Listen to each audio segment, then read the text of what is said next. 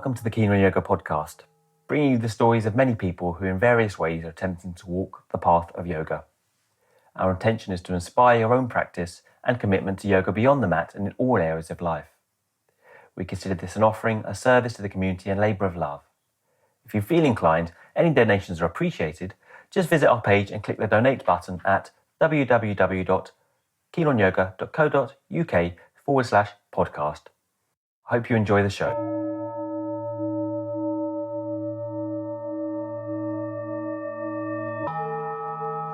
Lucy Crawford Scott began as an aromatherapist in 1990. It was there that she noticed a huge queue of people snaking down the road and found that they were taking a workshop with Radha and Derek Ireland, the legendary Ashtanga Yoga teachers, and that's how she fell into Ashtanga.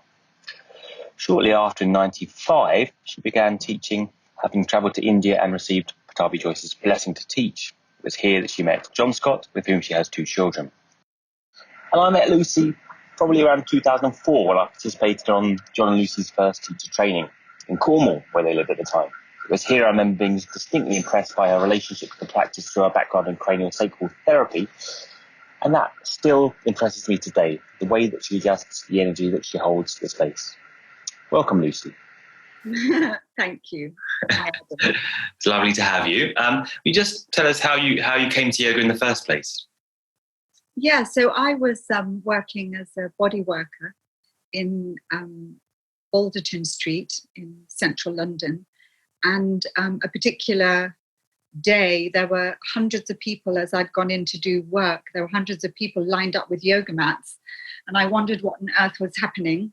And it actually was a Derek and Radha week. Oh, really? Right. And I kind of was fascinated and went back the following day and joined Radha in a full primary series class. I'd kind of gone to the wrong one. Derek was upstairs and there was all sorts. Where was it? What space in London was it? Just out of interest.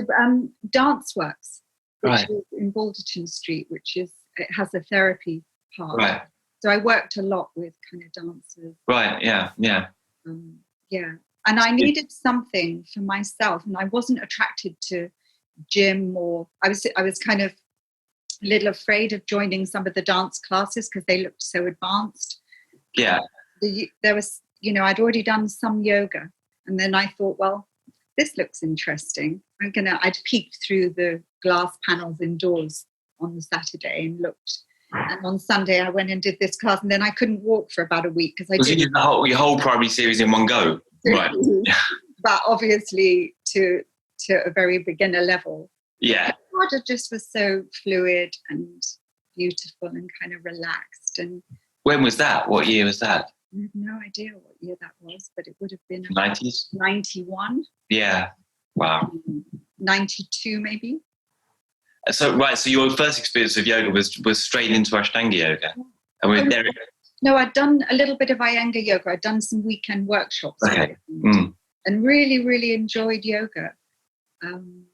I thought, yes, this might be for me. And previous to that, you were working as a body worker, massage therapist? Yes. Yeah. More, a whole mix of stuff that I was doing. But it was basically helping people find space in their bodies and obviously working as a masseuse. Yeah. Did you then follow Derek and Radha over to Crete, or Well, I was teaching. A dear friend of mine, Ken Ironman, ran a training course, and it was kind of Feldenkrais based. So I'd really got into somatics, and so that was my, if you like, that was my re-entry to my own body. Because when you're, you kind of go through life, and I'm quite a physical person. I've done gymnastics when I was young, and then had a whole patch where there was kind of nothing, but I was really interested in the body. So I was doing body work. And then Ken Ironman, when I met him at Nature Works, which is part of the Dance Works kind of thing, and I was assisting him on his training program. And Derek came along and did a demonstration. And it was just for the group that we were working with. And one way or another, between Derek invited me to go to the practice place. Yeah. So I went with Ken, and we spent a couple of weeks. suppose we should just clarify that Derek Island probably brought Ashtanga to Europe, right? He was the first person to kind of bring Ashtanga to Europe through the... And Radha too. And Radha, of course. Derek and Radha, yeah, as a couple. Yeah, as a couple. And they were dynamic. And they were so... they had an enigma, I think. And it was very attractive. It was kind of like... Yeah, they seemed to carry poise and a presence and a kind of... People said they used to have an open-top Jeep and both had long blonde hair. So this own this Jeep with the hair blowing behind them. Yeah, the image that I like to... yeah, I think they were really wild in the day. I'm trying to chase Radha down for an interview, and she was in the UK, in Hastings, but she's still an enigma. She eluded me. She's still promising me one, but she's escaped back to Crete now. Waiting for that. And now Pierre obviously is Radha's ex-partner as well, but still struggling to track him down as well.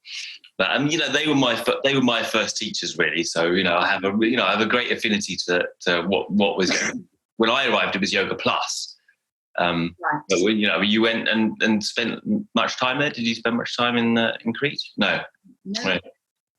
Not at all. I went straight from there. I literally went to Mysore. Right. Okay. Yeah. Right. I went to Kovalam and did a workshop. Well, I didn't do a workshop. I contacted John Scott because Ken Ironman had told me he was teaching in Kerala. Yeah. Right. I was kind of afraid to go to Guruji because it was kind of too big, and I was such a beginner. And I made a contact with John. And my friend and I were going to India, and we were kind of finding our way gradually towards Guruji in Mysore. But I kind of did the same thing when I first went, yeah. Yeah, it was a crab. I was a sideways. Easy way into it, yeah. So you met, obviously John was your ex-husband, and you met John in Kovalam. So I met him in Kovalam, and then we went together to Mysore. Okay, right. So that must have, your first experiences of Mysore must have been very much kind of framed around John having been there already, and probably, Yeah, I didn't really know much about John. He was just a Kiwi who strutted his stuff, He was very kind of strutting his stuff. And, I met him, and it was kind of really nice to be cushioned into an entry into Mysore and into what was the next 15 years of kind of going back with children. Right. Not every year, but many, many years we went for a couple of months. But my first visit to Mysore, I was then pregnant because John and I got together and I conceived India. Right. So my first time in Mysore was with Guruji, and then I was pregnant on the 4th month that I was there. Yeah. Right. Okay. And then when you went back the next time, I suppose you brought India with you. With India. Yeah, back to India. And so, I mean, you had a lot of experiences with Pattabhi Jois. What are your feelings now? It's so interesting, isn't it? Like, we have very personal memories and experiences. Mm-hmm. And I know that there's been a huge issue with, come to light in recent times with Guruji and all the people who had really not good experiences, especially females. It would, and that coloured things for me quite a bit. But I still kind of have my own memory bank of things, and for me, Guruji was always really kind. Right. And to me, and I guess we come from our own backgrounds, and for me, I was kind of always looking for not a guru ever, because I'm not very good at following. So I have a kind of natural aversion to it, and it was, but I liked having people to kind of look up to, and I found Guruji at that time. I had this, whether it was a field phenomenon that everybody else was kind of that way, or whether it was just an impact that he had on me energetically. But I worked hard because he was there. Right. Yeah. He motivated, he inspired you. Motivated, and right. I was also really daunted, and I was also really angry because I found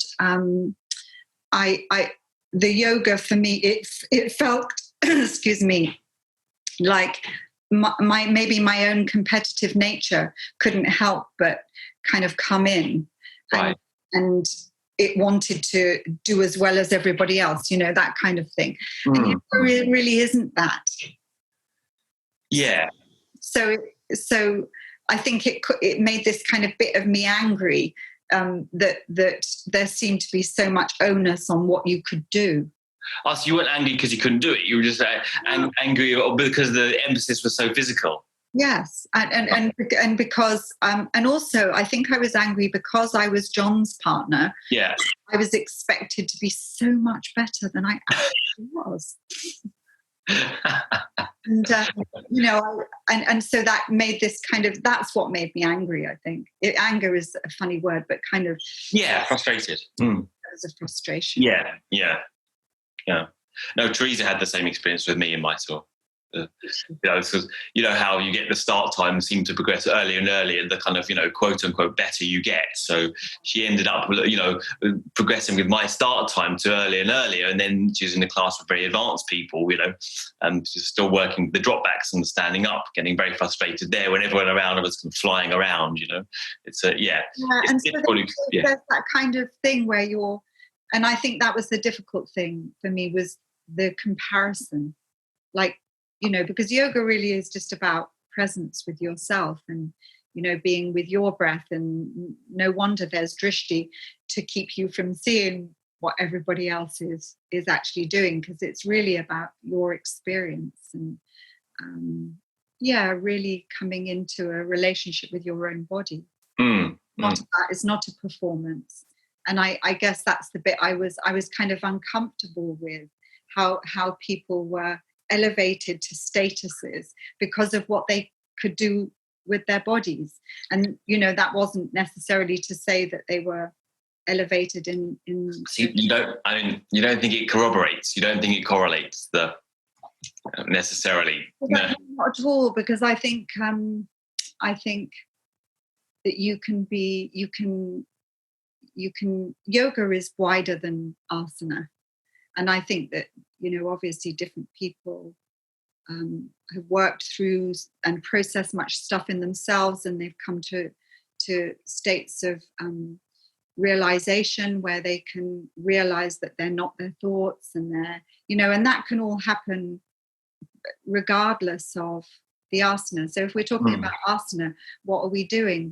We're moving the body to cleanse. It's basically to find stillness. Actually, it's to find a seat, and from a nadi point of view, it's really clearing the energy in the body so that one can sit for longer. And I don't think the two necessarily correlate, because some people are just elastic. Some people's ligaments are loose. I mean, there are all sorts of things that feed into what make our bodies the way they are genetically and otherwise. Yeah. So how do you find the tradition of Ashtanga Yoga? Because obviously you're meant to follow these set sequences, and there's a great onus on progressing through the sequences, or apparently there's a. So to be really honest, I when I'm in my practice, my own personal practice, I love the fact that there's an architecture of something to follow, but right. I don't regularly go off piste. You don't? No, I do. Oh, you do? Okay, right.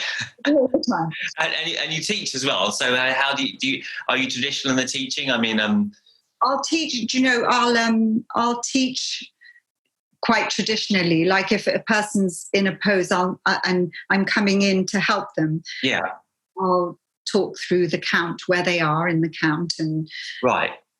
So I'd like to differentiate you as a teacher, because obviously you have this historicity with John, right? And so therefore it's like, well, you're your own teacher as well. So I mean, how how would you say that you differ in your teaching? Because I know that, for example, the counting is very, very specific with John. He's very interested in the vinyasa count. Are you that interested in it? I will use the count, but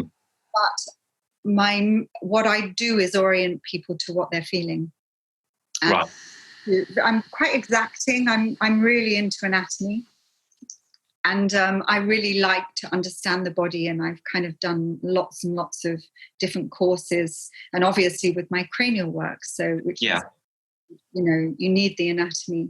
And the anatomy has helped me enormously, kind of understanding, what moves what and how, and what to engage and what not to engage, and where weaknesses are when long or muscles are locked short. And so I'm really, really in the body still. So the count just kind of sits there for me. It's not something that I really enjoy. And when I'm doing my own practice, it's only if I've got a really fluffy brain that day that I'll actually even kind of think, gosh, just count, but then I'm back into sensation and what's happening and what's the...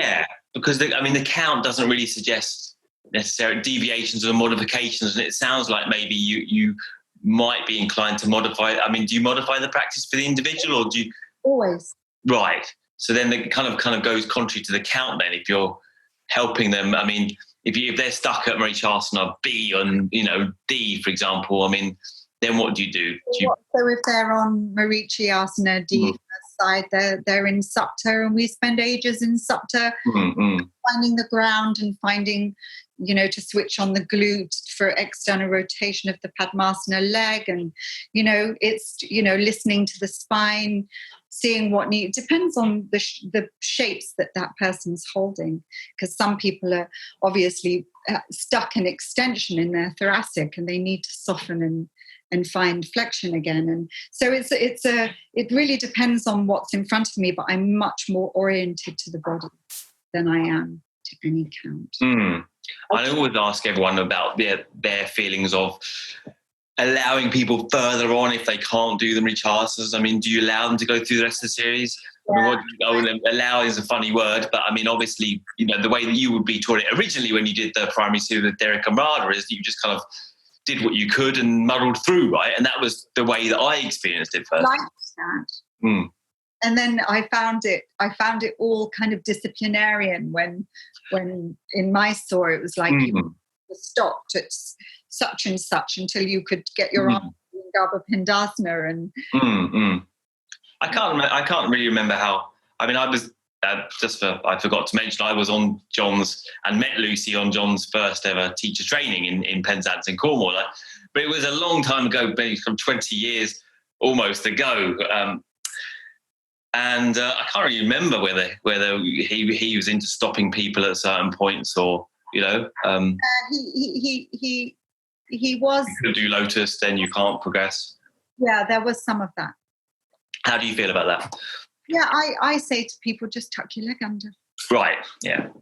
Let's just work on the external rotation and find the ground, and how does that feel, and can you move your spine from there? Yeah, probably, yeah. John and I differ greatly in that respect. But people change as well, so goodness knows what he's doing now. Absolutely. Well, so right. Well, how does your background now with the craniosacral inform your teaching then? Because you mentioned that you were, in somatic, following the energy flow. I qualified as a craniosacral therapist in 2004. And so when my children were young, I was going off to Devon to train with Franklin Sills, and I was excited about that work because for me, actually, there's so much yoga. In fact, it was it was bringing all the things that we talk about in yoga into a felt sense experience. So for me, it was enlightening, and it changed everything for me. And I think it kind of gave me permission to come back into my more natural place, which is sensation in the body and feeling, because I think we can, let me say this, we can do a whole practice and we can be so dissociative. Feel ourselves. We can't even feel pain, or pain is kind of only when it's reached a certain excursion and heat do we actually notice. Whereas if we're really in presence with the body all the way through, then we're kind of with the markers that say, and that's enough, breathe. Because I think, and also if we look at the yamas, and we're ahimsa is the first one, and it's non-hurting. So for me, how did that fit into the Ashtanga world? There was a lot of hurting going on. And I'm not saying that the body won't naturally ache or respond to the stresses or the overwork that we've done. But actually, if you're really in presence with your body, you go to where it is every day, and that might be a different place, and that comes forward and backwards. It's tidal. But the cranial work for me really, because it's a listening practice, it's about changing something. It's about engaging with potency, which which can be inertial in tissues in the body, and allowing that potency to kind of be active again in the system and actually start to undo. So it's very much about old forces that have been contained in the body being able to dissipate and undo, and then softness returning to tissues, and essentially breath, which is called motility. So the tissues have a natural breath. And it's a moving energy, isn't it? I mean, just to define what craniosacral is, I think I had the treatment in Penzance when I was down there, and I remember someone holding my head, and then at a point also holding my feet, and there was a sense of a very, very subtle energy mobilization or something going on. So basically we're held within fields. Life force comes from the great field, the big field, into the body. But obviously the bigger fields are organizing embryologically cells, tissues, how we're formed. And the potency is the active force in the body that contains and compensates anything things that happen. So, for example, you hurt your knee, and the potency goes into a healing function, and it basically holds the tissues in inertia to look after them. And so, cranial work is really about a listening practice to the wholeness. Without you interfering or wanting to change, but allowing the body to speak through the action of potency about what it needs to do, and you're witness to, and in some ways your presence and holding field allow things to undo that have sensations. Can you combine that with practice? Can you bring that into practice, and how would that translate to practice? So I very often work, because the fluid tide is ever present. There are points at which it pauses into stillness, but if I have my hands on the body, then I can feel the tide, and I can feel patterns in the tide and things. I can feel what's called an inertial fault. The tide is the spinal fluid? Yes, well, the fluid tide of the body. So right. The body have an embryological breath, and that's fluid tide, yeah. Right. And can someone move the energy, if they're very careful themselves, using these principles in the Ashtanga practice? So I tend to try to teach my students to come into a relationship with their own fluid tide, because beyond the physical body, it drops you down, and it kind of it really is the quickest way into meditation. So it kind of it traverses or connects the world of the body with the being. Yeah. Very about whole. It's really about the wholeness that we are. The one cell that we came from is still here.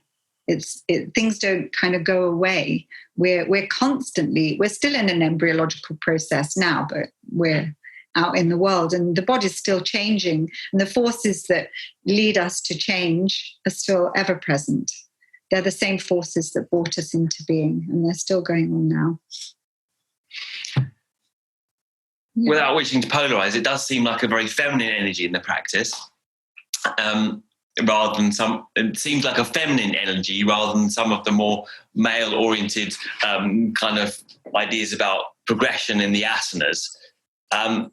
Can you speak a little bit about how you feel the role of the female teacher is different to the male, or is it in your experience? Well, I suppose it depends on, the nature of a person, because there's men have enormous femininity and nurture, and some women are more robust and kind of strong, and so I think coming out of the male female, I think it's qualities that people possess, individual people, and I probably am quite nurturing.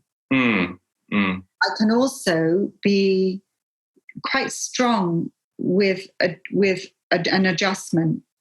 For example, if I'm listening to the tissues and they feel soft enough, I'll hold strong ground. I'll say that. Right.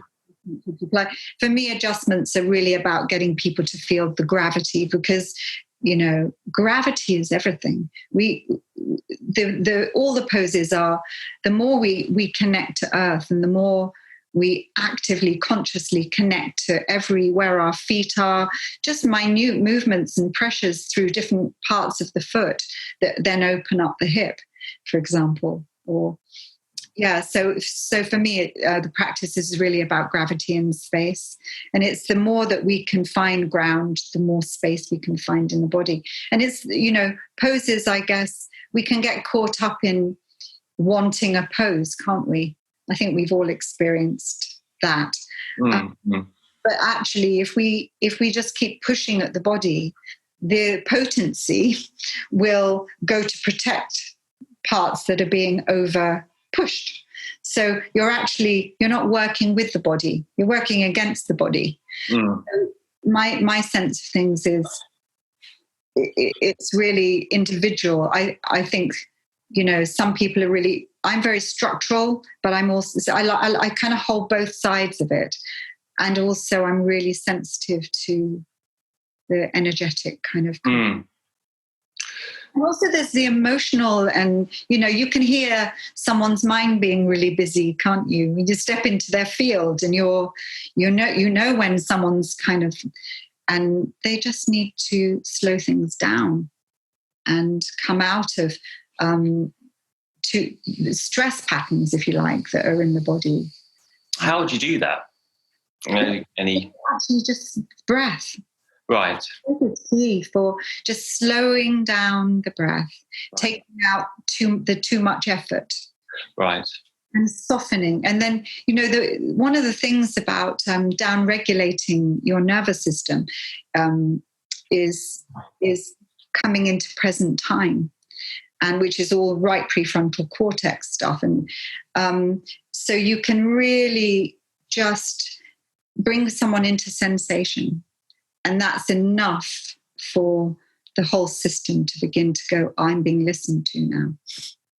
Yeah. No, I mean, I do remember that from all those years ago in Penzance with you and John, when you tried to get me to listen to my own body. It took me many more years and many more injuries maybe to do that.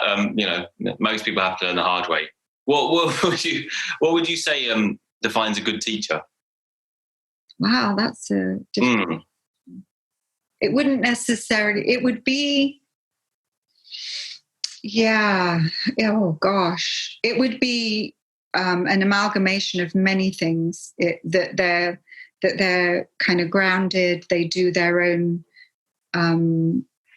practice, not an advanced practice as in asana advanced, but that they're really in presence with themselves. That they're also able to hold other people. because you need to be able to kind of hold a wider field, especially if you've got a room full of people. I think there's got to be a certain knowledge in their own bodies through practice, and a present that they're present. They're kind of in their sensation self, and they're always inquiring and curious about their own experience. And I think that they need to be able to have travelled a path to be able to see where other people are on that kind of journey. Yeah, I think you need to be kind too. I suppose. What do you define?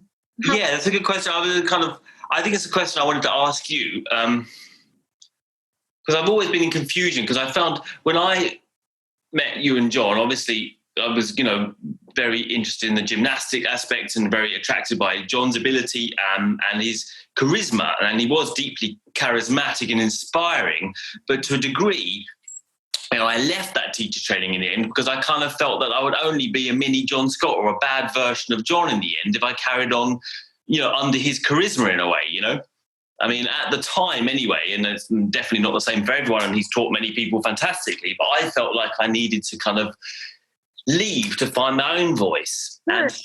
And subsequent to that, I think, and that experience even, I've been kind of wary of I've wanted to be very hands-off or transparent as a teacher, so the person had space to come into their own, it's kind of like, it's not my practice, and it's not, this is very much my quality as a teacher, because it's not about me or my practice or what I'm doing or what I think about it even, it's about your own authority and taking authority of your own practice, because you know just as much as me. And I think the feeling is, with the teacher, is that they know more than you, which is not the case necessarily. It's just a question of being confident to take your own experience and hold your own sense of your own experience of your own body. So that's what I would define.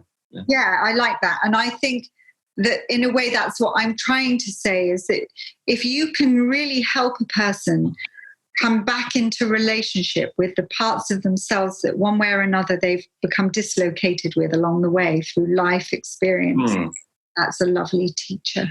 I think I suppose a strong teacher is fantastic as an inspiration, but can also be somewhat an obstacle potentially for coming back to yourself, Yeah. And I can definitely see that. Exactly that. It's not about the teacher at all. The teacher is facilitating your journey back into a clearer, deeper connection with yourself, wholly, not just your body, but your whole self. And that includes your emotional and psychological kind of being. And I think also for people to be able to feel that you're not, I always, I don't want anyone to kind of put me on any kind of pedestal. And I'll often lay that ground and say, I'm just another one of you who's been doing this a little bit longer, perhaps, or, so that people feel on the same level, because we are. There is hierarchy. And I think that's what I was saying about the discomfort I had in Mysore in the early years, because there seemed to be such a hierarchy, and the hierarchy seemed to depend on your ability, your physical kind of ability. And if you're if you're, I've seen in Mysore so many people who just are not even in their bodies. I mean, you can see it, can't you? Whereas you can see people who are really practicing with pratihara, with turning the inner sight, inner here, who are present and they're in their own experience. And I think that there's a lot to be said for helping people come back to themselves, rather than come back to themselves and judging themselves because they can't do this or can't do that, but to kind of orient to what you can do. And so for me, that's why variations and supports come in, because everybody can do yoga. Is there a way to relate the asanas in such a way that they can be emotionally kind of supportive or restorative? Or can you relate emotionally to the asana? Well, if it depends what's being kind of triggered, doesn't it? Because particular asana can trigger different things for people. You know, Supta Kamasana, for example, it triggers for people. And maybe it triggers right back to our earliest experiences of kind of birth and things, because there's no space. It's kind of like there's no space. And some of these places can bring up lots of stuff. And I think that's important as a teacher as well. So I'll often do things that make Supta Kamasana comfortable, almost restorative, and see how the breath is there so by elevating the legs, for example. And so there's more space, or doing it on chairs where you hang and you've got... I think those things are... lots of stuff comes up for people. Different poses bring up different things. Yeah, it seems to be a common thread of your teaching to get someone back into the body, whereas I think you can easily use the practice, ironically enough, to become more disembodied, which is a strange phenomenon when it's a very physical practice, but somehow almost the kind of rigor of it can kind of dull you to sensation rather than make you more aware of sensation. Yeah, because you're so engaged in getting to the next. It's like the next breath, the next place, the next breath, the next place. And it's actually, for me, it's like no, just slow down. Be here. How is it? How is it here? What do you feel? What sensations? What parts of your body is speaking to you? Because the body only has one language, and actually, like in theory of somatics, you need a little bit more time. It's interesting. It used to be 8 to 10 breaths, didn't it, in all the poses before it got kind of shifted to 5. You learnt it like that. 8. 8, right? Because I think it was more. I mean, I think it's meant at the start. It was as many breaths as you need. You know, you can spend longer periods, even, you know, if you want 20 breaths, and then gradually over the years, you know, until in 10 years' time, it'll be like each posture pertains to one breath. So I don't see the point in this one breath kind of practice where you're in, out, because you're never grounding. You're never really finding earth. You're never really seeing what can I feel that's in contact with the ground. What can I move from there? You know, there's no time to get curious and to really find a pose. And I think for me, my teaching is much more that than move on. You're interested in finding a sense of gravity. Ground, yeah. Because I don't think there's a pose without it. I think that you would say you would share with John, right?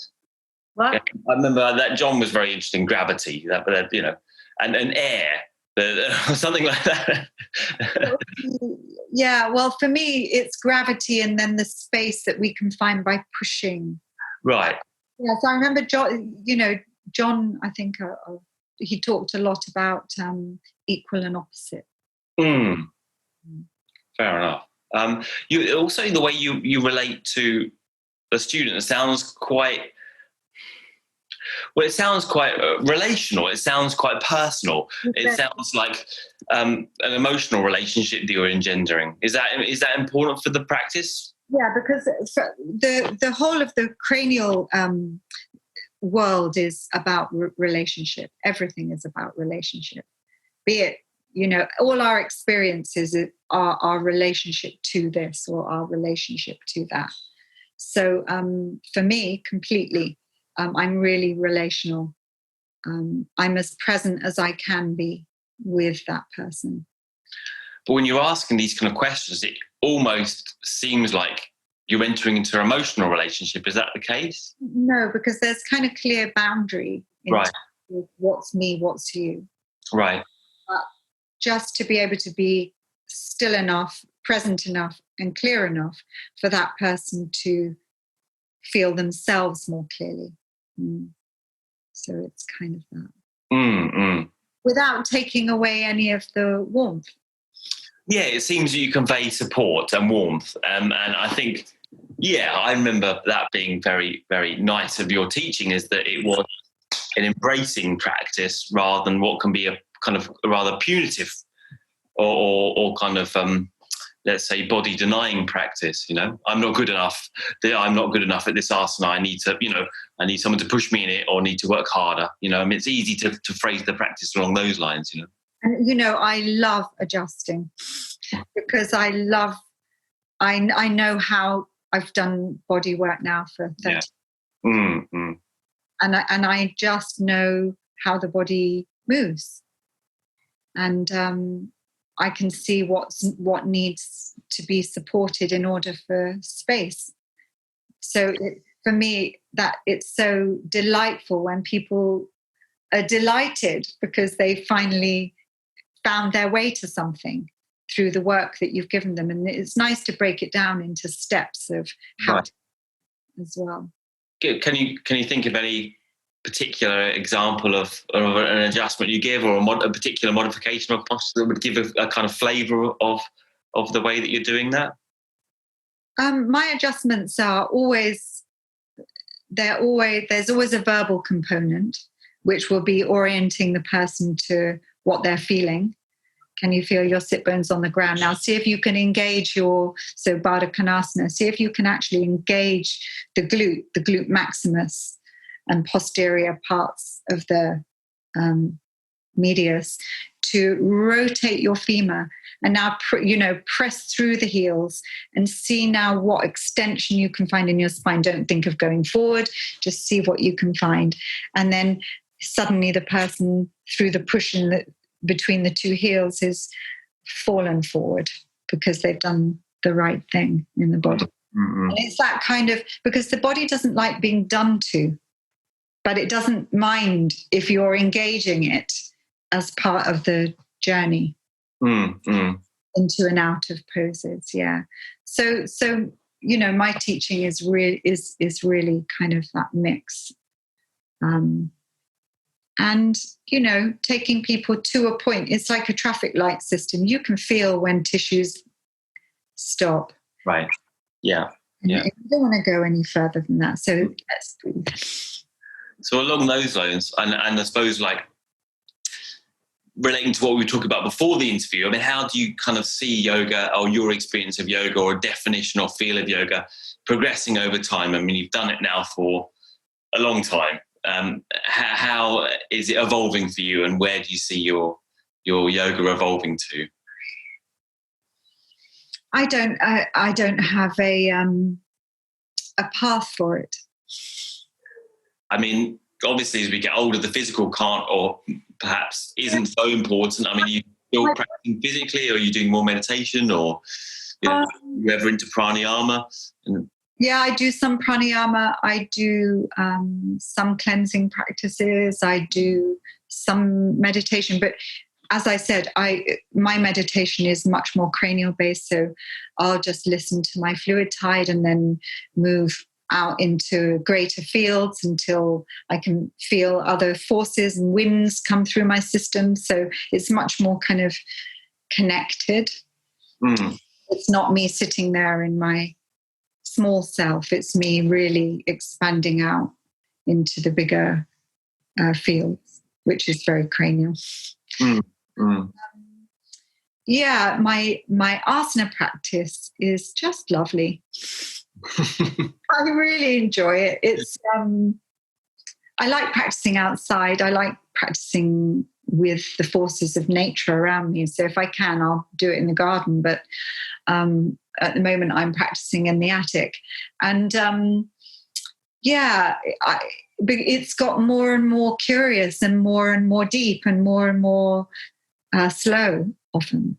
But like yesterday, I whipped through a primary series, but it doesn't sound very craniosacral. No, and that was a really nice thing to do. But it doesn't mean, it's like I'm much more in every moment and in every breath and sensing, feeling, action all at once. So it's a much deeper, it's a very different practice for me. I never push things. And if I can't do Marichyasana on a particular day, I'll just hold it where it is and breathe and feel my spine.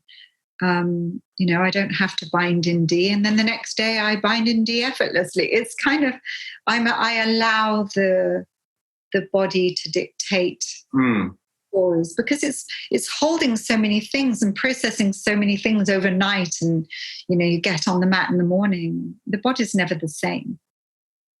Who was your teacher? Did John teach you at all, or no? It was Pattabhi Jois.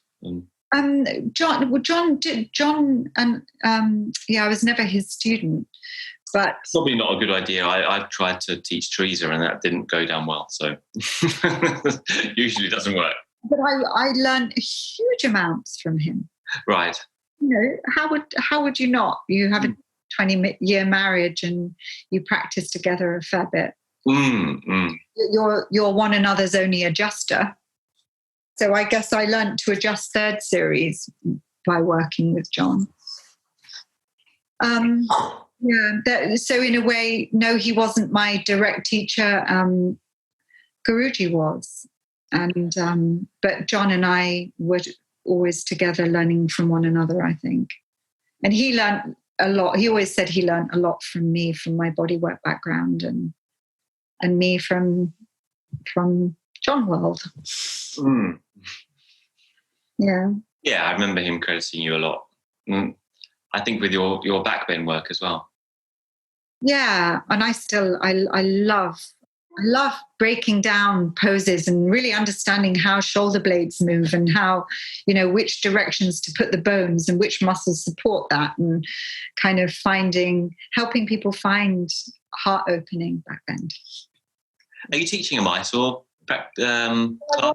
It's been an interesting time, hasn't it, with class? Yeah. So, I did 6 weeks of Zooming, and I did my teacher training online. So, and I was also in the middle. I was also finishing teaching craniosacral 2-year foundation, and that had to move on to online. Right. Yeah. So I was kind of really busy during those first periods through COVID. But so I'm still kind of working on, I see my teacher training group once a week, but I haven't Zoomed since then. I just wanted to kind of do a free donation Zoom for as many people as who wanted to come, I did it for 6 weeks. Are you going to start a Mysore practice? Well, when my room downstairs is ready, because we bought this old house and we're kind of renovating. Then there's a big studio downstairs. In Devon? Yeah. In Chagford. Not in Totnes. Is that near I believe? It's in the middle of Dartmoor. Right, okay. Right in the middle of the moor. With all its sprites and elves and... I have to ask this question because people are always interested. Do you have any recommendations for diet at all, for food, for yoga? Wow, gosh. How do you relate to your diet? Because it's a big... I tend to be mainly vegetarian, but not always. Right. That kind of changed with menopause, and I think eating fresh and organic, and obviously noticing what your body likes and doesn't like, because there's always responses. Again, that's the body's language, isn't it? For I don't really like pulses because, and for me, it's interesting with all that time in India, living entirely off pulses and rice, basically. My body actually doesn't really like lentils. So it's kind of interesting. So, I do have dairy, like I'll have halloumi and salad, and just really fresh and organic when possible. Simple food. I really eat very simply. I just like eating avocados out of their shells, and it's like I'm not. I will have some salmon or something, a piece of fish and salad or rice or. Yeah, I think it's easy to look for the rules in the head, isn't it? As kind of a mental understanding of what diet should look like, rather than actually how it affects you physically in your actual experience, in your personal experience. Yeah, listen to your body. Your body will let you know what's good. And we don't have such an austere diet in Mysore now because there's loads of Western places catering for the Western palate, you know. But yeah, when I first went, it was if you wanted to eat Western food, that was you were out of luck there. You know? Yeah. Yeah. Just go and get a little loaf of bread from the bakers and have peanut butter and jam. I remember always eating that. Yeah, I remember our the ultimate accolade for food after a while was, is it bland? Does it taste bland? Which is, you know, it's like, it's kind of synonymous with a good taste, you know. The blander the better. Yeah, you just want I really want something. What's the blandest thing you have on the menu? You know. Yeah. That's really awful, actually, isn't it? Yeah. Well, after a lot of masala and after masala breakfast and lunch, you know, at dinner time, you just want no masala. Yeah. Goodness me, do I miss dosa? Well, yeah, the problem is after a few years, then you kind of, well, a little while, or, you know, even a month even out of India, then you kind of really want Indian food again. You just need a bit of rest after a while. I do make dal. I kind of do, but I just know I can't have it too often. Right. What advice would you give to the younger self? The younger self would have been, been to be more gentle with myself and not to have got caught up in feeling that I needed to be as good as others, you know, because I think that did me quite a lot of harm emotionally. It did, right. Because I felt never good enough. Always felt kind of ashamed that I wasn't as good as John or good as the people. Well, that's funny. It never came across, you know. Yeah. No, I think the funny thing is also that no one expects it, you know. I think it's that those kind of mantles are often put on by ourselves, really. Yeah. That's a mental kind of, it's a place that I can easily get into is the not good enough. I can do that. I can actually get into that now. And, you know, one of the reasons I don't kind of put myself practicing, because I kind of still really sensitive to, because if I see myself and I look at it and I think, oh my goodness, I should have and I'm really, really self-critical. So I try to come out of all that kind of, I don't engage too much with the social media, putting myself out there. I just don't. And in fact, that's not really what I'm about. No. I've always been really shy of photographs of myself or videos of myself. But saying that, I'm just about to put out a primary series Zoom class. Okay. But it's just that kind of sensitivity to being analysed or being... And yet, isn't that interesting? Because paradoxically, when I'm standing there, I'm analysing everything that I'm seeing in the class and what certain, you know, that hip joint has dropped in and down and actually it needs to find a way to lift back out, you know, that kind of thing. I'm always analysing. So maybe it's that, it's not wanting that to myself. Yeah. I think as a teacher, you obviously, if you're teaching it, you want to be a prime example. But also, I mean, you know, I think we have to realise that everybody does have its own blueprint, you know, and every asana will be experienced in a particular body in a certain way. You know, I mean, and I think it's easy when you come across someone like John, you know, to feel, well, if I just practice hard enough, then I will be like that. But you know, I never wanted to be like John. Who do you want to be like? I'm so sorry, but maybe it's because I'm not a man. But what women did you want to emulate? I just saw so much beauty. Right. Annie Grover, who was then right. Face, I found her lines and she was kind of effortlessly exquisite in her practice. There was so, I mean, you know, and those bodies were young, you know, our bodies change and, you know, our bodies can still be, from the cranial point of view, the potency in my body is now freer than it was 20 years ago. Right. That's an inspiring, or at least optimistic outlook. Yeah, that's nice. Yeah.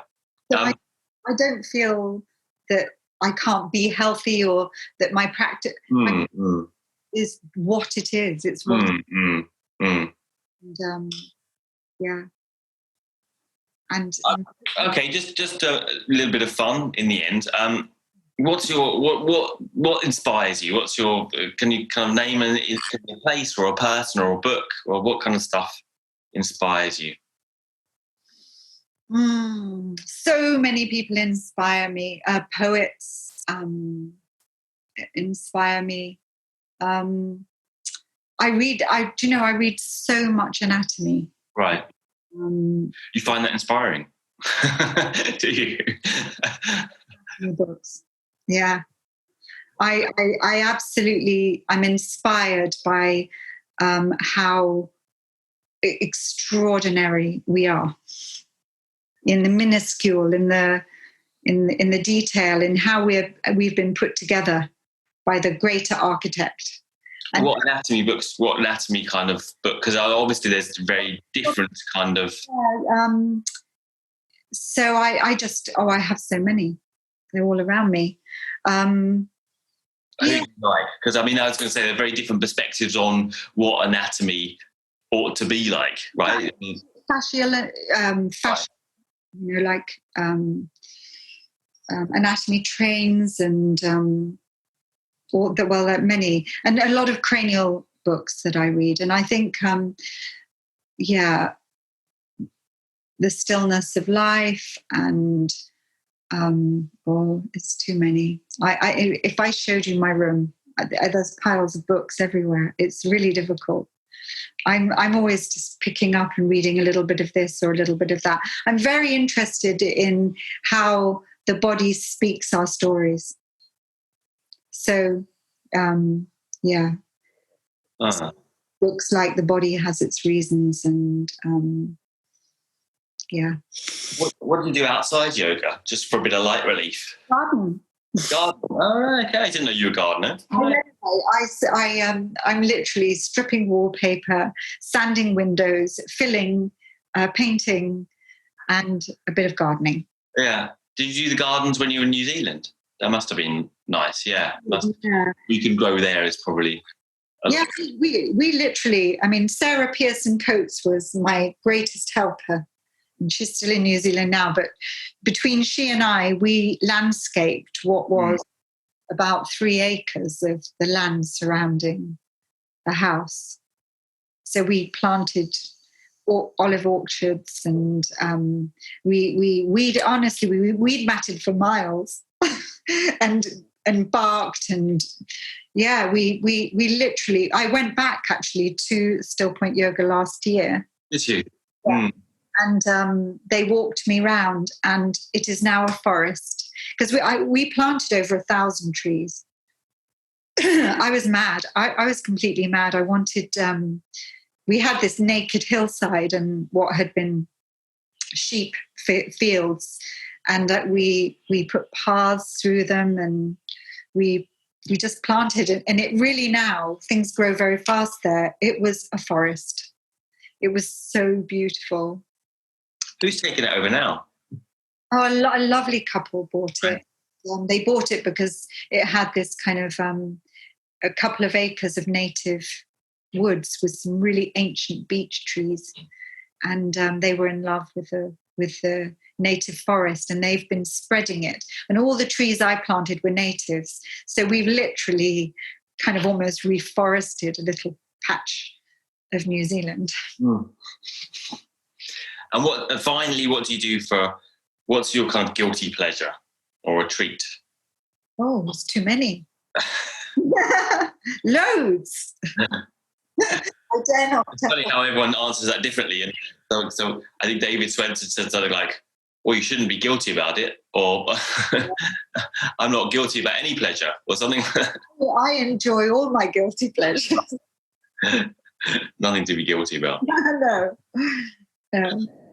Okay, well, it's been wonderful to speak to you again after so many years, and thanks for coming on and giving me an interview. I hope you've enjoyed it as much as I have.